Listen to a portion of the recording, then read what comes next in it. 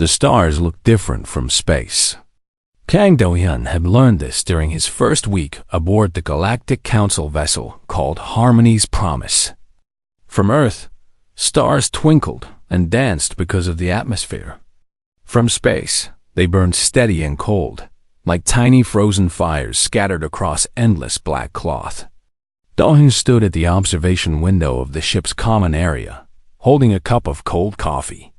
He had forgotten to drink it again. 3 years of living among aliens had taught him many things, but it had not cured his habit of getting lost in thought. He was 32 years old, average height for a human male, black hair cut short in military style. His face was calm and quiet, the kind of face that people forgot easily. He was not handsome or ugly.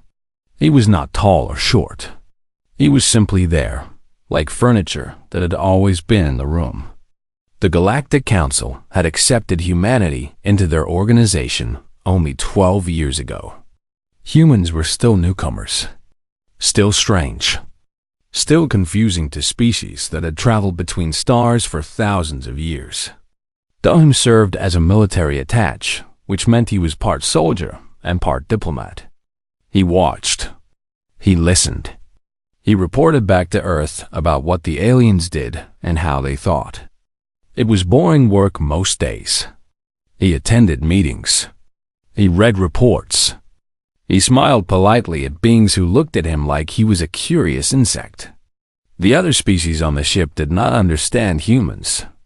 This was not surprising. Humans did not have hard shells like the Veloth, who looked like giant praying mantises made of blue crystal. Humans did not have poison glands like the Morthics, who resembled fat snakes with too many eyes. Humans did not have claws or fangs or armor or venom. Commander Thrix, the Vela security chief, had once asked Do-hyun a question that many aliens asked. "How did your species survive?" Thrix had said, his mandibles clicking with genuine confusion. "You have no natural weapons. Your skin is soft. Your young are helpless for years. By all logic, you should have been eaten by predators long before you developed tools." Do-hyun had thought about this question for a long moment before answering. "We learned to work together," he had said simply. "And we learned to never give up." Thrix had not understood. Most aliens did not understand. They measured strength by claws and teeth and armor. They did not measure it by the things humans valued. The ship was currently traveling to Waypoint 7, a neutral space station where many species came to trade and rest.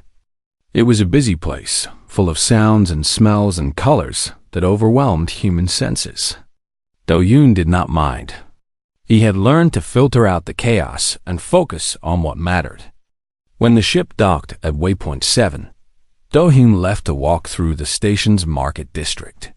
He liked to observe. He liked to watch how different species interacted with each other. It helped him understand the galaxy better.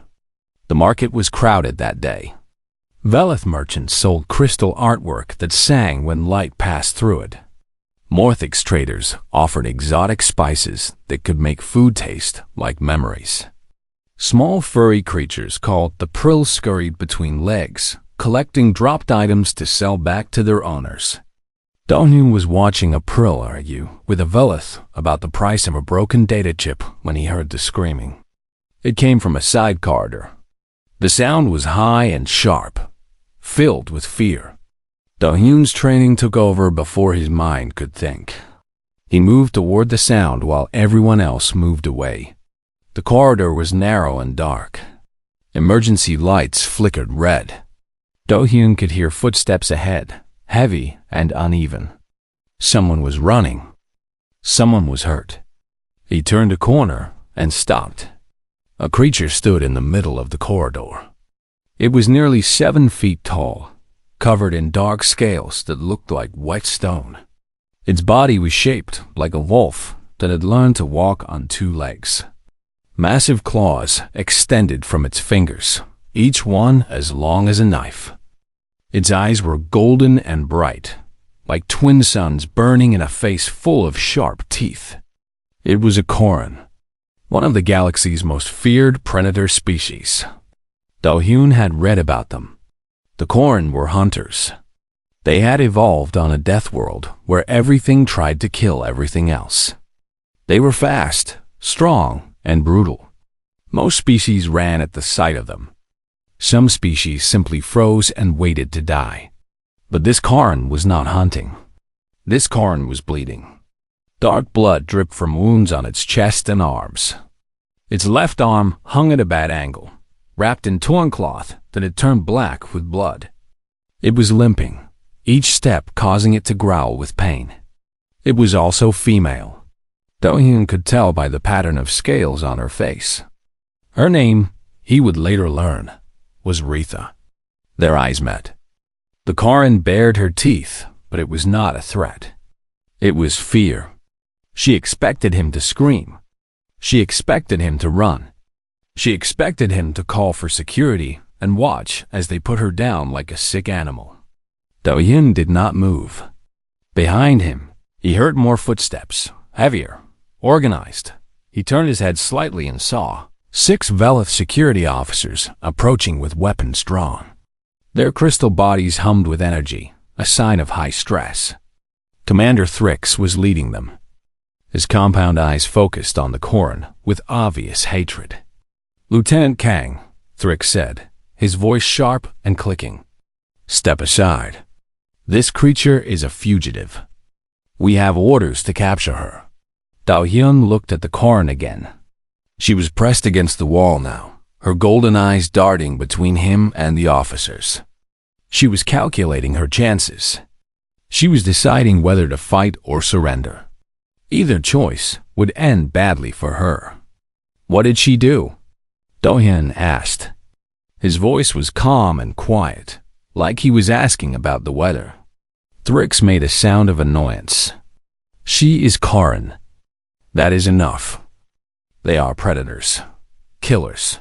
She has no right to be on this station." "That is not a crime," Do-hyun said. "What did she actually do?" The Koran spoke then. Her voice was rough and deep, like stones grinding together. "I refused orders. My pack was told to destroy a Velith colony. 3,000 larvae in their nesting caves. I would not do it. So they tried to kill me." Silence fell over the corridor. Thrix's mandibles stopped clicking. The other officers exchanged looks that Do-hyun could not read. "She is lying," Thrix said finally. "Koran do not refuse orders. They do not show mercy. It is not in their nature." Do-hyun looked at the blood dripping from Retha's wounds. He looked at the fear in her golden eyes. He looked at the way she stood, not preparing to attack, but preparing to defend. He made a decision. Do-hyun stepped directly between Retha and the security team. He did not draw his weapon. He did not raise his voice. He simply stood there, a small soft human blocking 6 armed officers from reaching their target. "Under Article 47 of the Galactic Accord," he said calmly, "any being who refuses unlawful orders has the right to petition for asylum. This Koran is requesting sanctuary. I am witnessing her request. You cannot touch her until her case is reviewed." Thrix stared at him. The other officers stared at him. Even Retha stared at him. "You are protecting a predator," Thrix said slowly, as if he could not believe what he was seeing. "A creature that could kill you with one strike. Have you lost your mind, human?" Do-hyun did not look away. "She saved 3,000 lives. That tells me everything I need to know about her character." Behind him, Retha made a sound he did not recognize. It might have been shock. It might have been something else entirely. The standoff had begun. The corridor felt smaller now. The red emergency lights cast strange shadows on the walls, making everything look like it was painted in blood.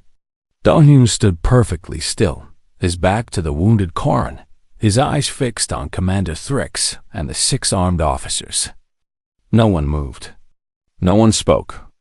The only sound was the soft dripping of Retha's blood hitting the metal floor.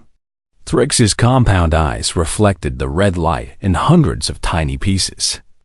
He was trying to understand what he was seeing.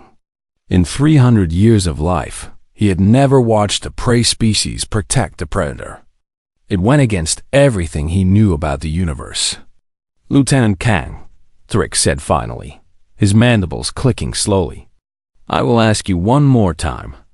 Step aside." "No," Do-hyun said. His voice was still calm, still quiet, like a pond that showed no ripples, even in a storm. One of the other officers, a younger Velith with darker blue crystals, raised his weapon higher. "Commander, the human is obstructing justice. We have the authority to stun him and remove him from the area." Thrix did not respond immediately. He was watching Do-hyun's face, searching for something. Fear, perhaps, or doubt, or the moment when survival instincts would finally overcome whatever madness had taken hold of this small, soft creature. He found nothing. The human's expression was as still as stone. "You understand what she is," Thrix said. It was not a question. "You understand what her kind does. The Karin hunt weaker species for sport. They enjoy killing. It is entertainment to them. And you stand between us and this monster?" Behind Do-hyun, Raitha made a low sound in her throat. It might have been anger.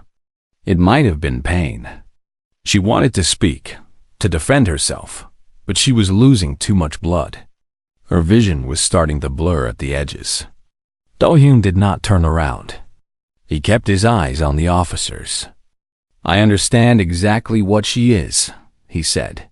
"She is a soldier who refused to murder children. She is a warrior who chose death rather than obey evil orders. She is bleeding and alone and surrounded by people who want her dead." He paused. "She is also under my protection now. So unless you want an incident between the Galactic Council and Earth, I suggest you lower your weapons." The younger officer laughed. It was a harsh sound, like glass breaking. "An incident? Human, your species has been part of the Council for 12 years. You have no power here, no influence. You are tolerated because you are curious, nothing more. Do you really think Earth would go to war over one Karin fugitive?" Do-hyun smiled slightly. It was not a friendly smile. "Maybe not," he admitted. "But do you really want to find out?"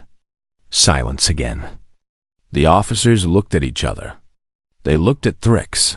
They looked at the human who stood before them without fear, without weapons raised, without any logical reason to do what he was doing. Thrix lowered his weapon first. "This is foolish," he said quietly. "You are throwing away your career for a creature that would eat you if she was hungry enough." "Maybe," Do-hyun said again. "But I have learned something in my years out here, Commander. I have learned that character is not about species.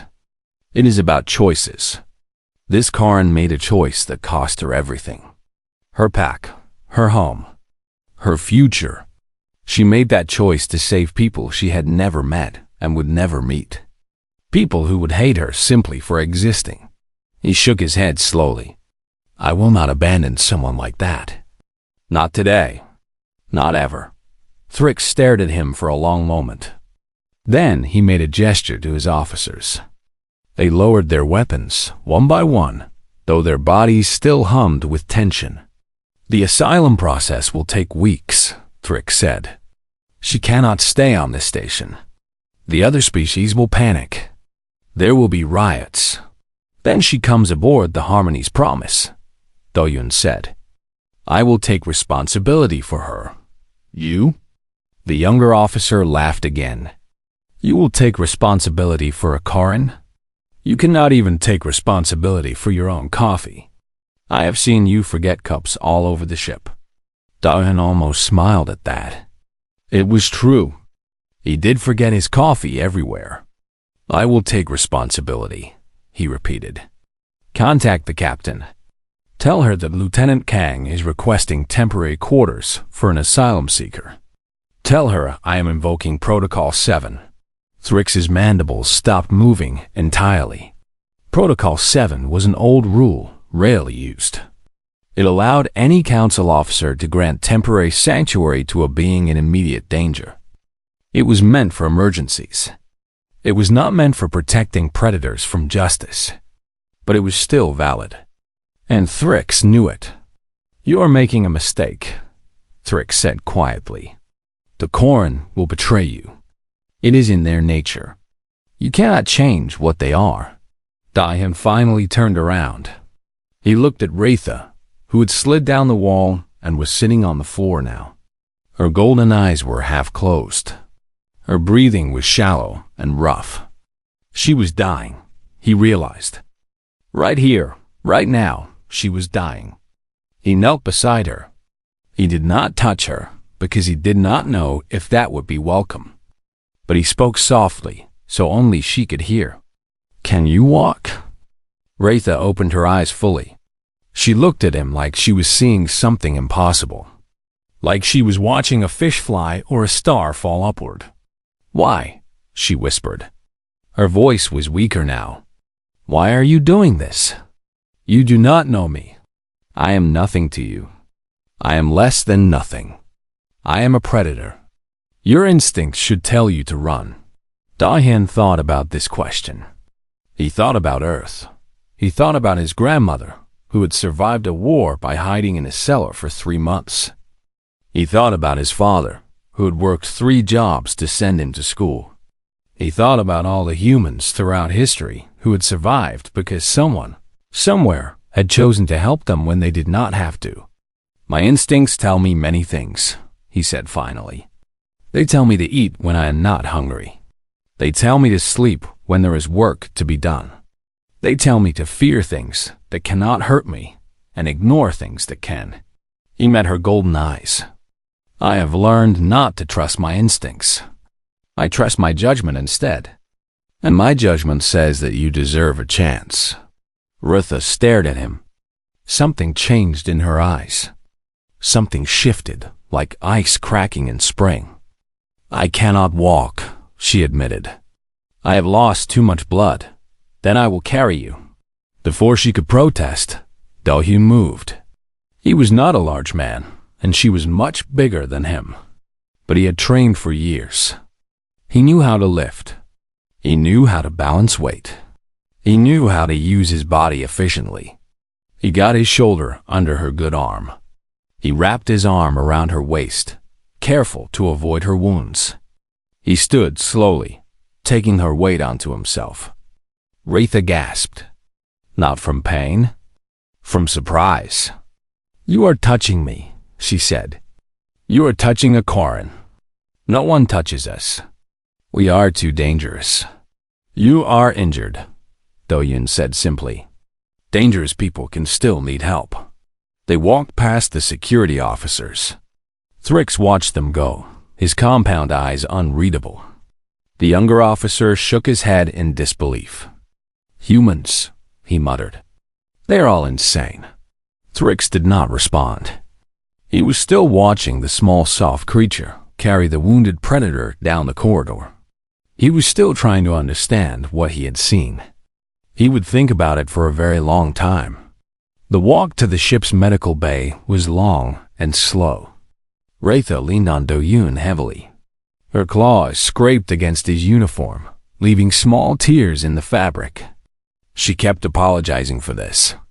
He kept telling her it did not matter. Other beings moved out of their way. Some ran. Some pressed themselves against walls. One small prill fainted and had to be revived by its companions. But no one tried to stop them. No one dared. When they finally reached the medical bay, the doctor on duty, a Morthix named Healer Sin, looked at them with all 7 of his eyes. "Lieutenant Kang," he said slowly, "you have brought me a Corrin." "Yes," Dayan said. "Please, help her." Sin looked at Raitha. He looked at her wounds. He looked at the blood that now covered Dayan's uniform as well. "This will be interesting," he said finally. "Put her on the table." "And Lieutenant?" You should stay. She may need someone to hold her down. Do-hyun helped Raitha onto the medical table. She grabbed his arm before he could step away. Her grip was weak, but her eyes were intense. I will remember this, she said. Whatever happens, I will remember. Do-hyun nodded. Rest now. We can talk later. She closed her eyes. Sin began his work, and Do-hyun stood beside the table, watching over a predator who had become something else entirely. A friend. 2 weeks passed aboard the Harmony's Promise. The ship continued its journey through the stars, carrying its cargo of diplomats and traders, and one very unwelcome passenger. Raitha healed quickly. The Karan body was built for survival. Broken bones mended in days. Torn flesh closed in hours. By the end of the first week, she could walk without help. By the end of the second, she could move almost normally. But her body healing did not mean she was welcome. The crew avoided her corridor like it was filled with poison gas. Doors that normally stayed open would close when she approached. Conversations would die the moment she entered her room. The mess hall would empty within minutes of her arrival. She ate alone. She walked alone. She existed in a bubble of silence and fear that followed her everywhere she went. All except for one person. Kang Do-hyun treated her exactly the same as everyone else. He would nod to her in the corridors. He would sit across from her in the mess hall and eat his strange human food while making small conversation. He would ask about her health, her sleep, her thoughts on the ship's terrible recycled air. It confused her deeply. One evening, 3 weeks into the voyage, Raitha finally asked the question that had been burning inside her since the moment he had stepped between her and those weapons. They were in the mess hall. It was empty, as usual. Do-hyun was eating something he called noodles, which looked like pale worms swimming in brown liquid. Raitha was eating a protein block that tasted like nothing at all. Why do you not fear me? She demanded. Do-hyun looked up from his noodles. Should I? Yes. Raitha slammed her clawed hand on the table. The metal dented under her fingers. Every other creature on this ship runs from me. Every other creature in the galaxy runs from me. You have seen what I am. You know what I can do. I could kill you right now, before you could even stand from that chair. Why do you sit here and eat your worm soup like I'm nothing? Do-hyun considered this question carefully. He did that often, she had noticed. He thought before he spoke. It was unusual. Most beings spoke first and thought later, if they thought at all. You could kill me, he agreed. But you will not. How do you know? Because you bled for strangers. He said it simply, like it was the most obvious thing in the universe. You gave up your pack, your home, your entire life. You did this to save 3,000 Velith larvae who would never even know your name. Who would probably hate you if they did know it. He picked up his eating sticks and twirled more noodles around them. A person who does that is not someone who kills without reason. Raitha stared at him. She did not know how to respond. Among the Karan, her choice had been seen as weakness, betrayal, madness. Even she sometimes wondered if she had made a mistake. But this human saw it differently. This human saw it as proof of something good. You are strange, she said finally. I have been told. No, I mean truly strange. She leaned forward, her golden eyes intense. I have studied many species. I have hunted across dozens of worlds. I have seen how creatures think and act. Every species I have known has followed the same basic rules. The strong dominate the weak. The predators eat the prey. Fear controls everything. But humans, she shook her head slowly. Humans make no sense. How so? You are soft. You are slow. You have no natural weapons. By every measure that matters, you should be prey. You should hide in holes and run from anything with claws. But instead, you travel the stars. You build things. You form alliances with species that could crush you without effort. Her claws scraped against the table. And you protect predators who should terrify you. Why? How? Do-hyun was quiet for a long moment. He finished his noodles and pushed the bowl aside. When he spoke, his voice was thoughtful. On Earth, we have a saying. It goes like this. The enemy of my enemy is my friend. But I think we have a deeper saying that matters more. He met her eyes. We do not leave people behind. But I am not people. I am Korin. You are a person, Do-hyun said firmly. You think. You feel. You make choices. You understand right and wrong, and you chose right even when it hurt you. That makes you a person. Your species does not matter. Your claws do not matter. Your teeth do not matter. What matters is here. He touched his chest. What matters is what you choose to do when no one is watching. Raitha sat back. She felt strange inside. Warm, almost. It was not a feeling she recognized. Among my people, she said quietly, strength is everything. We respect power. We follow the strong and destroy the weak. Mercy is seen as failure. Compassion is seen as disease. When I refused to bomb that colony, my pack did not just exile me. They called me broken. They said my blood was poisoned. They said I was no longer Korin. What do you think? I think... She paused. It was hard to say. I think I do not know what I am anymore. Do-hyun nodded slowly. That is okay. Sometimes not knowing is the first step to finding out. Over the following days, Raitha began to observe Do-hyun more closely. She watched how he moved through the ship. She watched how he interacted with other crew members. She watched how he handled conflicts and problems and the thousand small challenges of daily life. He was not a warrior in the Korin sense. He did not dominate rooms with his presence. He did not challenge others for position or status. He spoke quietly and moved quietly and never drew attention to himself. But he was respected. She could see it in how others responded to him. When disputes arose between crew members, they often came to him for advice. When problems needed solving, his opinion was sought. Even Commander Thrix, who clearly still disliked the situation with Raitha, would sometimes consult with Do-hyun on matters of security. One morning, she found him in the ship's gymnasium. He was training alone, moving through a series of exercises that looked almost like dancing. His movements were precise and controlled. Each punch, each kick, each block flowed into the next without pause. She watched from the doorway for several minutes before he noticed her. "Good morning," he said, not stopping his routine. "What are you doing?" "Training. Keeping my body ready." "Ready for what?" He finished a final sequence and stood still, breathing slowly. "Ready for whatever comes. Humans are not strong like Korin. We are not fast like Velith. We do not have poison like Morthix. So we train. We practice. We prepare. We make up for our weakness with discipline." Raitha stepped into the gymnasium. "Show me."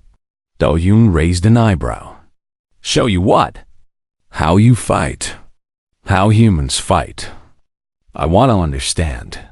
He considered this for a moment, then nodded. "Come at me. Try to grab my arm." Raitha moved. She was fast, much faster than any human could possibly be. Her clawed hand shot toward his wrist. But he was not there. He had shifted sideways, redirecting her momentum so that she stumbled past him. Before she could recover, she felt a gentle touch on her back.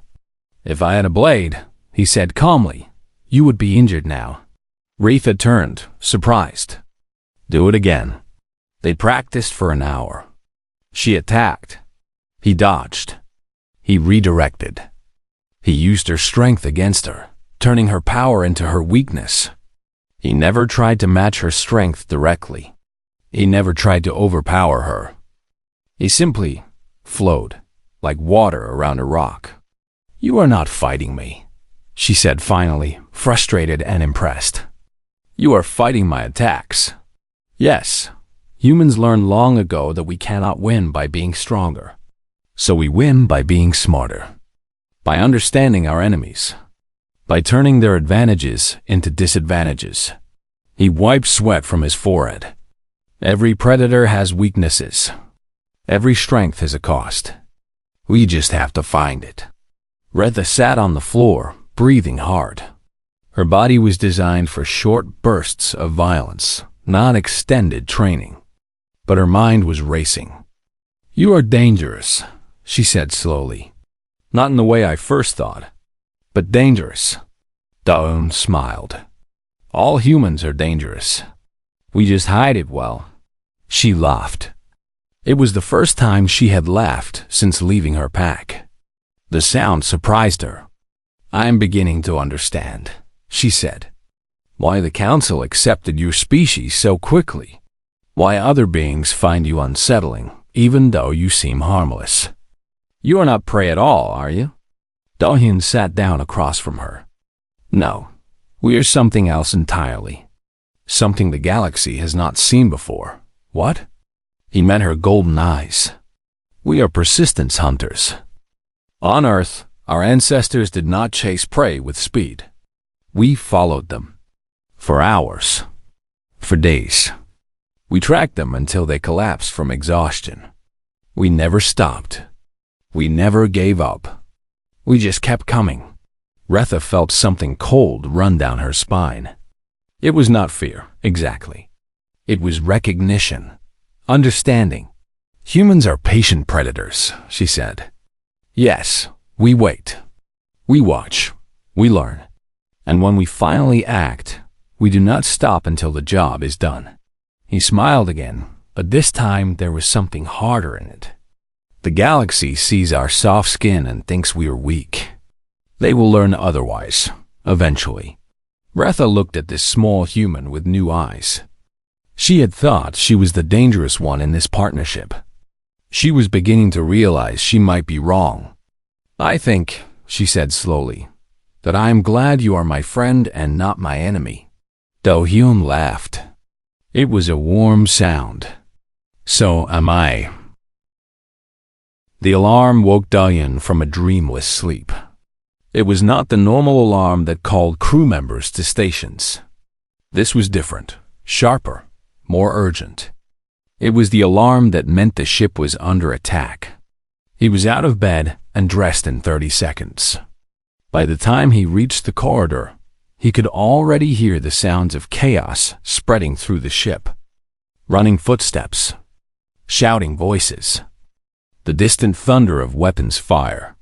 Commander Thrix's voice came over the communication system, broken by static. "All hands. We are being boarded.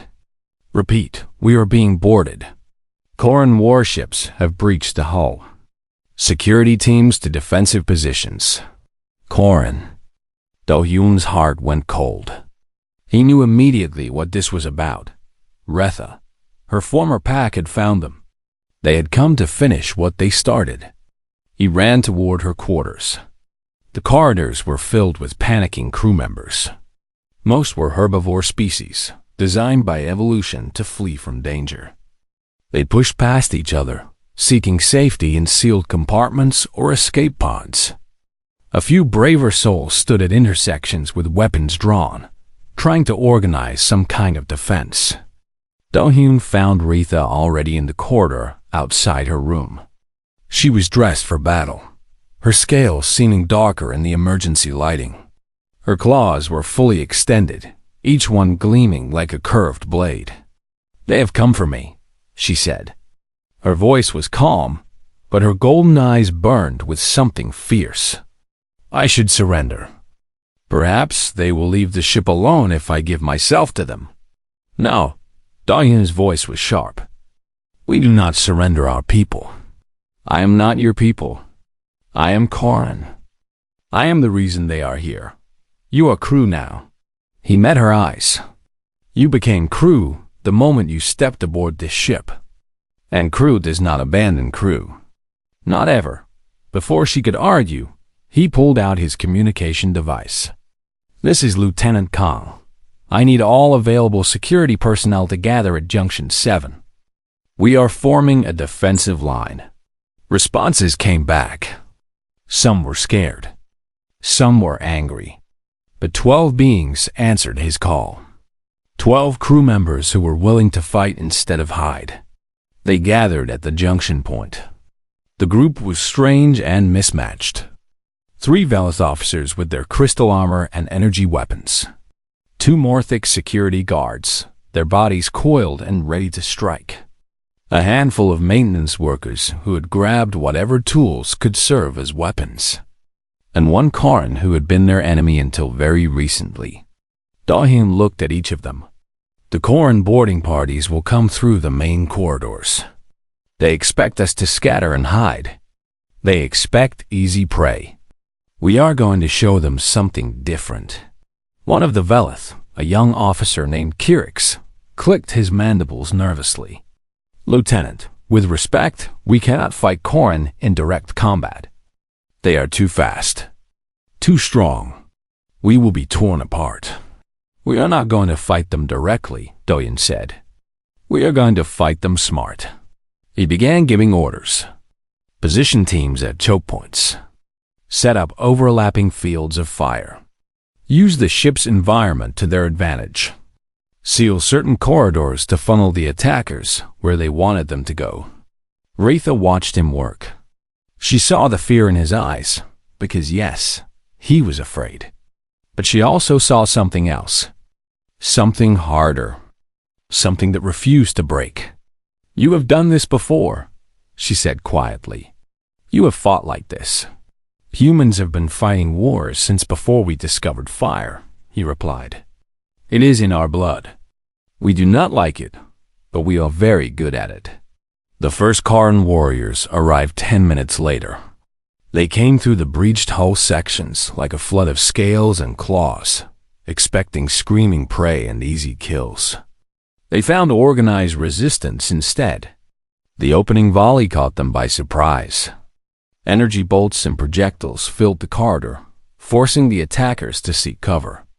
2 Karin went down in the first exchange, their bodies smoking from multiple hits. The Karin leader, a massive male with scars covering half his face, roared in fury. "They are fighting back. Flush them out. Kill them all." The battle became chaos. Karin warriors pressed forward, using their speed and strength to close the distance. The defenders fell back, step by step, making the attackers pay for every meter of corridor. Dahyun moved between positions, directing fire, pulling wounded crew members to safety, plugging gaps in the line. He was not the fastest or the strongest, but he was everywhere. Wherever the line started to break, he appeared.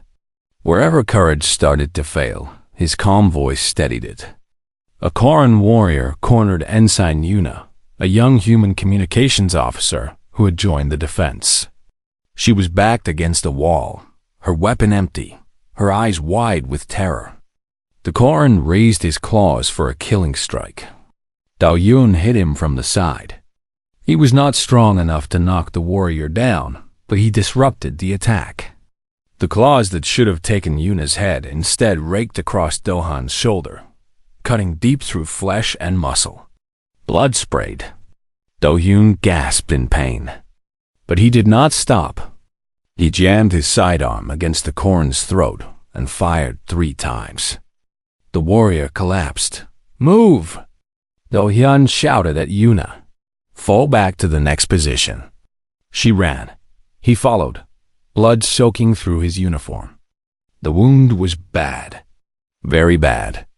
He could feel his arm growing weaker with every second. But he kept moving, kept fighting, kept refusing to fall. Retha fought beside him. She was a storm of scales and claws, tearing through her former kin with savage efficiency. She felt no pleasure in it. These were her people once, her family. But they had chosen this path. They had chosen to be monsters, and she would not let them hurt the beings who had given her shelter. The battle pushed deeper into the ship. The defenders fell back corridor by corridor, always buying time, always inflicting casualties. The Corran were winning in terms of ground, but they were paying a terrible price for it. Finally, they reached the central hub. There was nowhere else to fall back to. This was the last stand. The Corran leader pushed through his warriors, his scarred face twisted with rage. He saw Retha, and his eyes blazed with recognition. "Traitor," he snarled. "Weak blood. You should have died in the borderlands. You should have died like the defective creature you are." Retha stepped forward, but Doyun moved between them. He could barely stand now. His uniform was soaked red. His face was pale as paper, but his eyes were steady. "You want her," he said. "You have to go through me first." The Corran leader laughed. It was a cruel sound, like bones breaking. "You are already dead, little prey. You just have not fallen yet. Look at yourself. You are bleeding out. You cannot even lift your weapon. What will you do? Bleed on me?" Dohyun smiled. It was a terrible smile, full of something dark and hard and absolutely unbreakable. "Maybe. Let us find out." He raised his weapon. His arm shook. Blood dripped from his fingers. But he did not look away, did not back down, did not show a single sign of fear. The Corran leader hesitated. Just for a moment. Just for a heartbeat. But it was enough. Because in that moment, he understood something. He understood that this small, soft creature was not prey at all. This creature would fight until his heart stopped beating. This creature would rather die standing than live on his knees. It was not something the Corran understood. It was not something they had evolved to deal with. Prey was supposed to run. Prey was supposed to submit. Prey was not supposed to look death in the eye and smile. "You are insane," the leader said slowly. "I am human," Dohyun replied. "Sometimes they are the same thing." Before the leader could respond, new sounds filled the corridor. Weapon fire, shouting, the scream of engines. Council reinforcements had arrived. The Corran warriors looked at each other. They had already lost nearly half their force. The defenders had fought harder than anyone expected. And now fresh enemies were pouring into the ship from multiple directions. "Fall back," the leader growled. "We will finish this another day." The Corran retreated, carrying their wounded, leaving their dead. The leader locked eyes with Retha one last time. "This is not over, traitor. Your pet humans cannot protect you forever." Then he was gone. Dohyun watched them go. He tried to say something, tried to give an order, but his body had finally reached its limit. The weapon fell from his fingers. His knees buckled. He collapsed. Retha caught him before he hit the ground. She held him carefully, terrified of her own strength, terrified of hurting him more than he was already hurt. "Medical!" she roared. "I need medical here now." His eyes were closing. His breathing was shallow. But his lips moved, forming words she had to lean close to hear. "Did we hold?" "Yes," she whispered. "We held, because of you. We held." He smiled. It was a small smile, tired and fading. "Good. That is, good." Then his eyes closed, and he was gone into darkness. Retha held him. She held this small, soft human who had fought like a demon for beings he barely knew. She held him and felt something she had never felt before in her entire life. She felt like she would burn the galaxy down if he did not wake up. The medical teams arrived moments later. They took him from her arms. They rushed him to surgery. And Retha followed, refusing to leave his side, refusing to let him out of her sight. He had stood between her and death. Now she would stand between him and anyone who tried to take him away. It was what pack did. It was what family did. It was what humans had taught her without ever saying a word. 6 weeks. 42 days. 1,008 hours. Raitha counted every single one. The medical station orbiting. Waypoint 7 was clean and white and smelled like chemicals.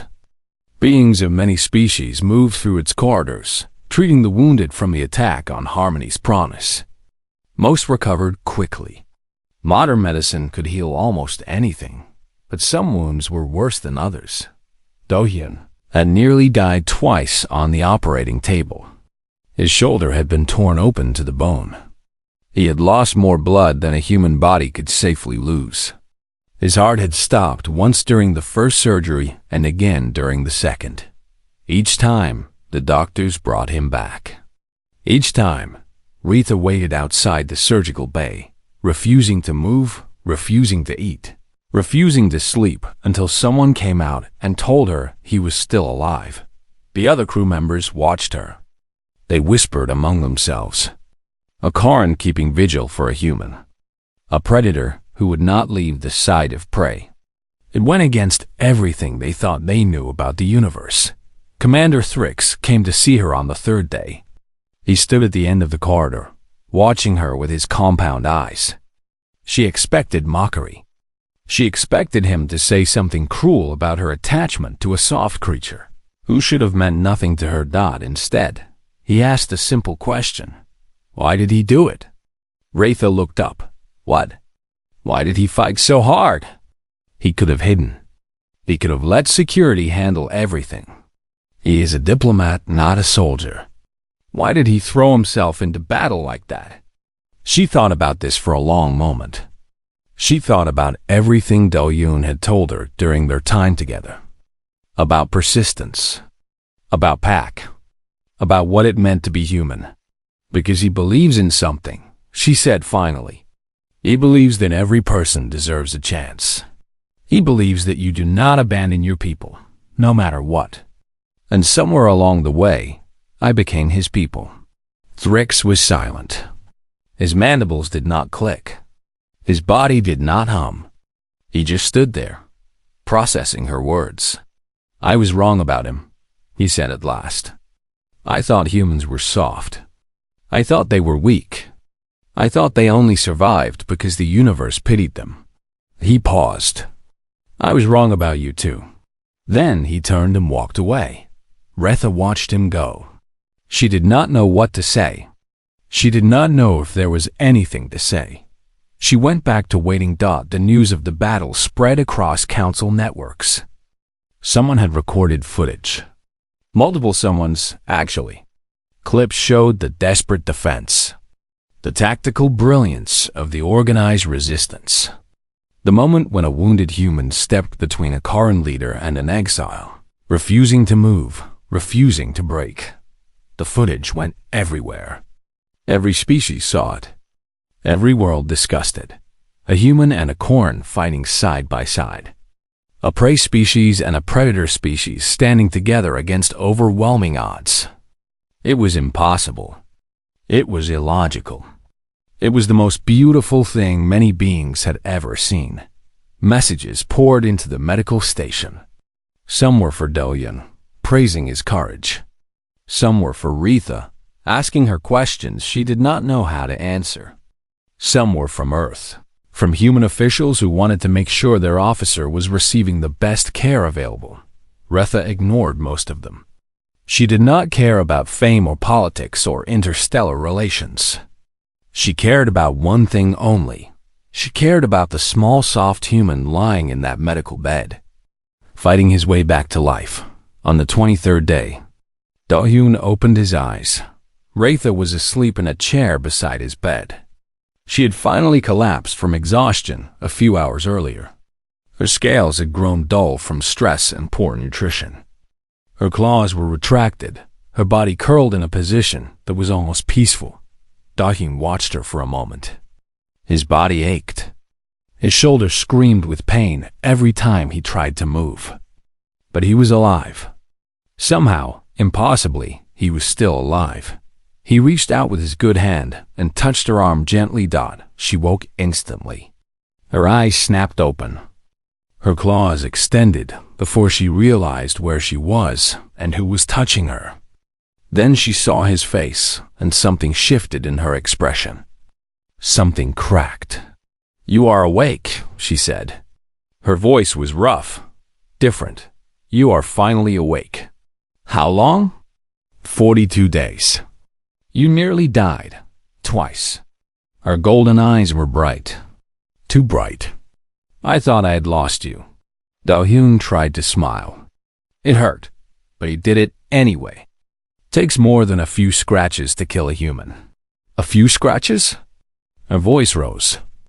"Your shoulder was nearly torn off. Your heart stopped." The doctor said they had never seen anyone lose that much blood and survive. "And you call it scratches?" "Compared to what could have happened, yes." She stared at him. Then, suddenly, she laughed.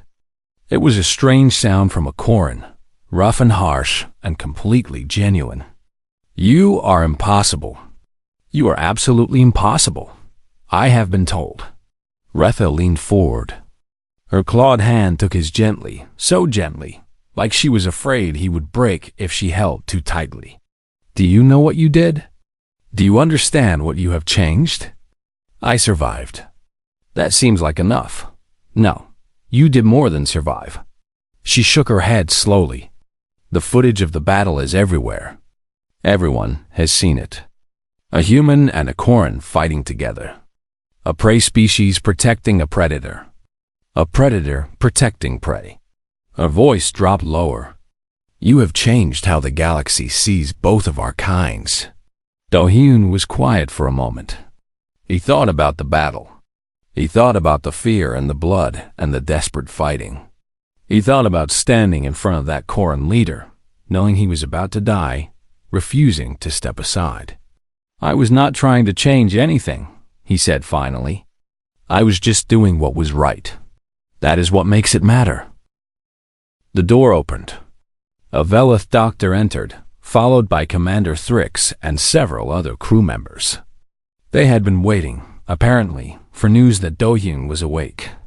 Thrix stepped forward. His compound eyes examined Do-hyun with something that might have been respect. "Lieutenant Kang, you look terrible."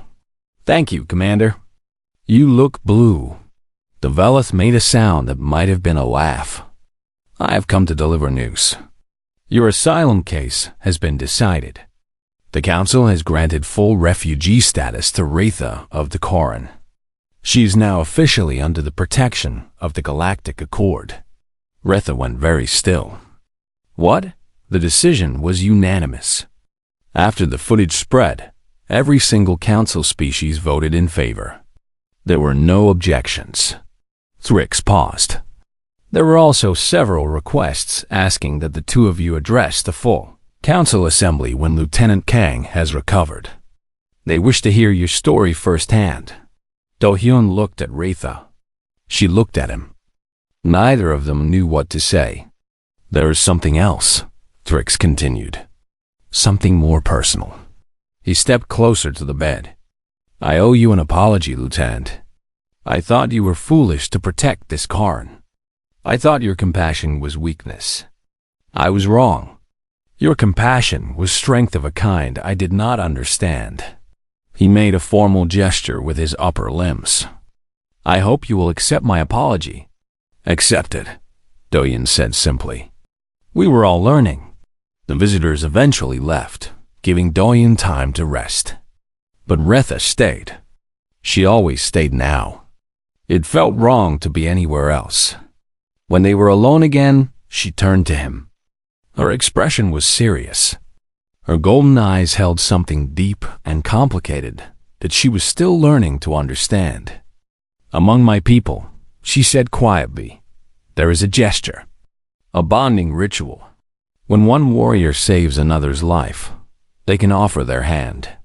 It means they are offering to become pack, to be family, to stand together against everything the universe can throw at them. She extended her clawed hand. The same hand that could tear through metal. The same hand that had killed so many in her long and violent life. She extended it gently, palm up, claws carefully retracted. "I know I am Corin," she said. "I know your instincts should tell you to fear me. But you taught me that instincts are not everything. You taught me that choices matter more than nature. So I am making a choice." She held her hand steady. Her voice was strong. "I would be honored, Kang Do-hyun, if you would be my pack." Do-hyun looked at her hand. He looked at her face. He saw the fear there, hidden beneath the scales and the predator's eyes. Fear that he would refuse.